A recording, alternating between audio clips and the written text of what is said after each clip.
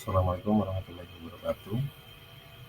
Jumpa lagi dalam pembelajaran prakarya dan kewirausahaan. Jadi pada kesempatan ini saya akan mencoba menjelaskan tentang wirausaha produk kerajinan untuk pasar lokal. Jadi dalam hal ini, dalam proses pembelajarannya, kita akan mempelajari tentang beberapa hal. Itu yang pertama adalah perencanaan usaha kerajinan untuk pasar lokal. Jadi proses perencanaan seperti apa, idenya itu dari mana, jadi kita akan pelajari. Terus tahapan yang kedua adalah perancangan dan produksi kerajinan untuk pasar lokal. Jadi berdasarkan hasil perencanaan tadi, berdasarkan hasil evaluasi, idenya itu apa, nanti kita rancang produknya, proses produksinya seperti apa, desainnya seperti apa. Setelah itu kita akan mencoba menghitung harga pokok produknya berapa. Jadi harga produk ini penting untuk menentukan harga jualnya. Jadi margin keuntungan yang ingin kita capai itu berapa. Setelah itu kita akan mencoba mencari media promosi yang relevan, yang tepat untuk memasarkan produk kerajinan tersebut untuk pasar lokal.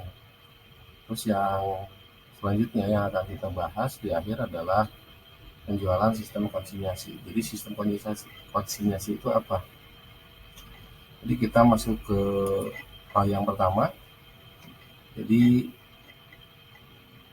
yang harus kita lakukan di awal yaitu kita merencanakan usaha apa yang akan kita lakukan. Jadi buat kerajinannya apa gitu. Jadi khusus untuk nanti kerajinan tersebut supaya bisa diterima di dalam pasar lokal. Kenapa kita pelajari tentang pasar lokal? Jadi karena secara luasannya pasar itu dapat dibedakan menjadi 3, yaitu ada pasar lokal, pasar nasional, dan pasar global. Yang sudah barang tentu karakteristik dari setiap pasar itu berbeda. Jadi yang harus kita lakukan adalah memahami karakteristik dari setiap pasar tersebut supaya apa? Supaya apa yang kita buat, apa yang kita rencanakan, kerajinan yang kita buat, jadi bisa diterima oleh pasar tersebut. Jadi sebelum ke sana kita harus lakukan apa yang dimaksud dengan analisis pasar. Jadi dalam pasar itu kan ada dua hal, ada secara garis besar pasar itu adalah tempat bertemunya antara penjual dan pembeli. Jadi penjual itu melakukan proses penawaran, pembeli melakukan proses permintaan. Jadi yang harus kita lakukan di awal yaitu mengetahui apa yang diminta oleh pembeli dan apa yang ditawarkan oleh penjual. Jadi mencari tahu kebutuhan dari pasar sasarannya. Jadi misalnya ketika berkaitan dengan kerajinan, kita cari tahu kerajinan apa saja yang banyak diminta oleh pasar yang ada di lingkungan kita. Terus kemudian kita cari tahu juga apa yang banyak ditawarkan oleh penjual. Jadi